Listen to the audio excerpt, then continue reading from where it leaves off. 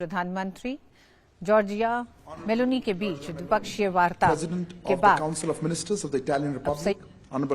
सम्मेलन को संबोधित कर रहे हैं। Members of both delegations, friends from the media, thank you for joining us for these press statements following the conclusion of the bilateral talks between the leaders of India and Italy. We will now begin with the press statements. May I request Honorable Prime Minister Shri Narendra Modi to make his remarks to the media. Sir.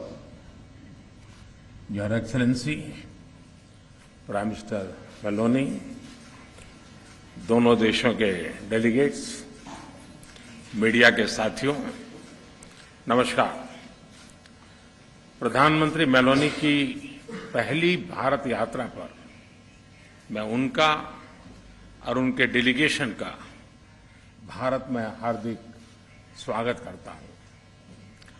पिछले वर्ष के चुनावों में Italy के नागरिकों ने उन्हें प्रथम महिला एवं सबसे युवा प्रधानमंत्री के रूप में चुना।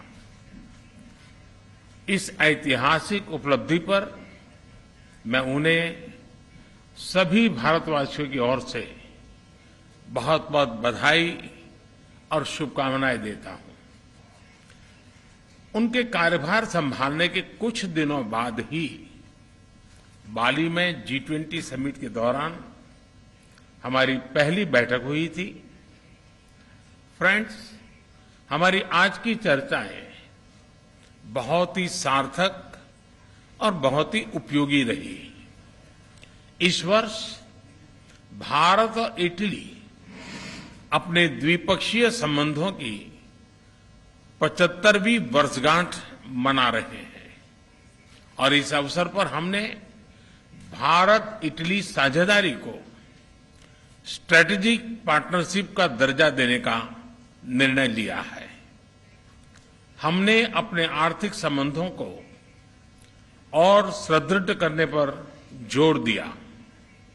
हमारे मेक इन इंडिया और आत्मनिर्भर भारत अभियान से भारत में निवेश के अपार अवसर खुल रहे हैं। हमने renewable energy, green hydrogen, IT, semiconductors, telecom, space जैसे क्षेत्रों में सहयोग बढ़ाने पर विशेष जोर दिया। भारत और इटली के बीच एक स्टार्टअप ब्रिज की स्थापना की घोषणा आज हम कर रहे हैं, जिसका हम स्वागत करते हैं। फ्रेंड्स, एक और क्षेत्र है जो दोनों देश एक नया अध्याय शुरू कर रहे हैं और वो है रक्षा सहयोग का। भारत में डिफेंस मैन्युफैक्चरिंग सेक्टर में को प्रोडक्शन एंड को डेवलपमेंट के अवसर बन रहे हैं, जो दोनों देशों के लिए लाभदायक हो सकते हैं। हमने दोनों देशों की सेनाओं के बीच नियमित रूप से ज्वाइंट एक्सरसाइज और ट्रेनिंग कोर्सेज आयोजित करने का भी निर्णय लिया। आतंकवाद और अलगाववाद के खिलाफ लड़ाई में भारत और इटली कंधे से कंधा मिलाकर चल रहे हैं। हमने इस सहयोग को और मजबूत करने पर विस्तार पूर्वक चर्चा की। फ्रेंड्स, भारत और इटली के बीच सदियों पुराने सांस्कृतिक और पीपल टू पीपल संबंध है।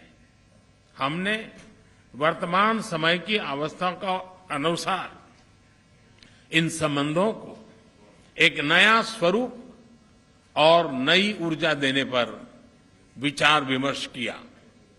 दोनों देशों के बीच migration and mobility partnership agreement पर चर्चा चल रही, उस पर जो चल रही वार्ता का विशेष महत्व है। इस समझौते के शीघ्र समापन से हमारे पीपल टू पीपल रिश्ते और सुदृढ़ होंगे। हमने दोनों देशों के उच्च शिक्षा संस्थानों के बीच सहयोग को बढ़ावा देने पर भी बल दिया। भारत और इटली के संबंधों की 75वीं वर्षगांठ मनाने के लिए हमने एक एक्शन प्लान बनाने का निर्णय लिया। इससे हम दोनों देशों की विविधता, इतिहास, science and technology, innovation, sports और अन्य क्षेत्रों में उपलब्धियों को वैश्विक पटल पर शोकेस कर सकेंगे। फ्रेंड्स, कोविड महामारी और यूक्रेन संघर्ष से उत्पन्न फूड, फ्यूल और फर्टिलाइजर के क्राइसिस से सभी देश प्रभावित हुए हैं। विकासशील देशों पर इनका विशेष रूप से नकारात्मक प्रभाव पड़ा है। हमने इस बारे में अपनी साझा चिंता व्यक्त की। इन समस्याओं के समाधान के लिए हमने संयुक्त प्रयासों पर बल दिया। भारत की G20 अध्यक्षता में भी हम इस विषय को प्राथमिकता दे रहे हैं। यूक्रेन संघर्ष के शुरुआत से ही भारत ने यह स्पष्ट किया है कि इस विवाद को केवल डायलॉग और डिप्लोमेसी के जरिए ही सुलझाया जा सकता है और भारत किसी भी शांति प्रक्रिया में योगदान देने के लिए पूर्ण रूप से तैयार है। हम इंडो पैसिफिक में इटली की सक्रिय भागीदारी का भी स्वागत करते हैं। यह बहुत खुशी की बात है कि इटली ने इंडो पैसिफिक ओशन इनिशिएटिव में शामिल होने का निर्णय लिया है।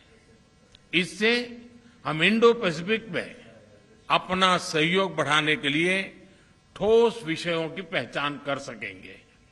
वैश्विक वास्तविकताओं को बेहतर तरीके से दर्शाने के लिए मल्टीलेटरल इंस्टीट्यूशंस में सुधार आवश्यक है। हमने इस विषय पर भी विचार विमर्श किया। एक्सेलेंसी, आज शाम आप रायसीना डायलॉग में चीफ गेस्ट के तौर पर शामिल होंगी।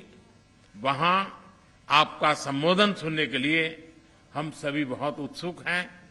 आपकी इस भारत यात्रा और हमारी उपयोगी चर्चा के लिए आपका, आपके डेलीगेशन का बहुत बहुत धन्यवाद। And your delegation. Thank you.